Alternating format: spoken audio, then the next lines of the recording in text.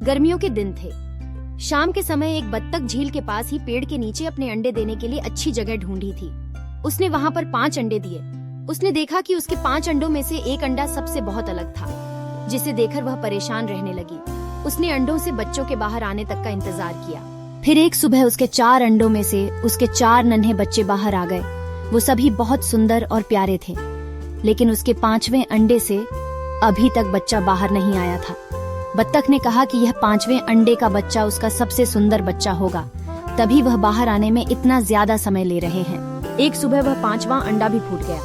उसमें से एक बदसूरत बत्तख का बच्चा निकला। बत्तख का यह बच्चे अपने बाकी के 4 भाई बहनों से बहुत बड़ा और बदसूरत था। यह देखकर बत्तख माँ बहुत उदास हो गई। उसे उम्मीद थी कि शायद कुछ दिनों बाद वह बदसूरत बत्तख भी अपने भाई बहनों की तरह सुंदर हो जाएगा। कई दिन बीत जाने के बाद भी वह बत्तख बदसूरत ही रहा। बदसूरत होने की वजह से उसके सारे भाई बहन उसका मजाक भी उड़ाते थे और कोई भी उसके साथ नहीं खेलता था। वह बदसूरत बत्तख का बच्चा बहुत उदास रहने लगा।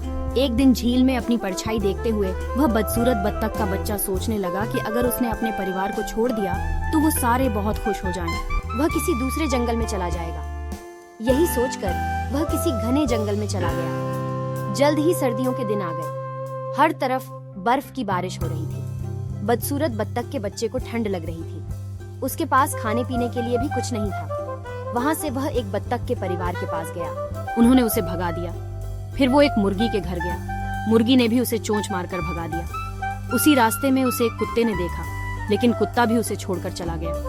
बदसूरत बत्तख उदास मन से सोचने लगा कि वह इतना बदसूरत है कि कुत्ता भी उसे नहीं खाना चाहता है। उदास होकर वह बदसूरत बत्तख का बच्चा फिर से जंगल जाने लगा। रास्ते में उसे एक किसान दिखाई दिया। वह किसान उस बदसूरत बत्तख को अपने घर ले गया। वहाँ पर उसे एक बिल्ली परेशान करने लगी, तो वह वहाँ से भी भाग गया और फिर से एक जंगल में रहने लगा।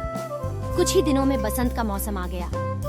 अब वह बदसूरत बत्तख भी काफी बड़ा हो गया था। एक दिन वह एक नदी के किनारे टहल रहा था। वहाँ पर उसने एक सुंदर राजहंसी को देखा, जिससे उसे प्यार हो गया। लेकिन फिर उसे लगा कि वह एक बदसूरत बत्तख है, इसलिए उसे वह राजहंसी कभी नहीं मिलेगी। शर्म से उसने अपना सिर झुका लिया।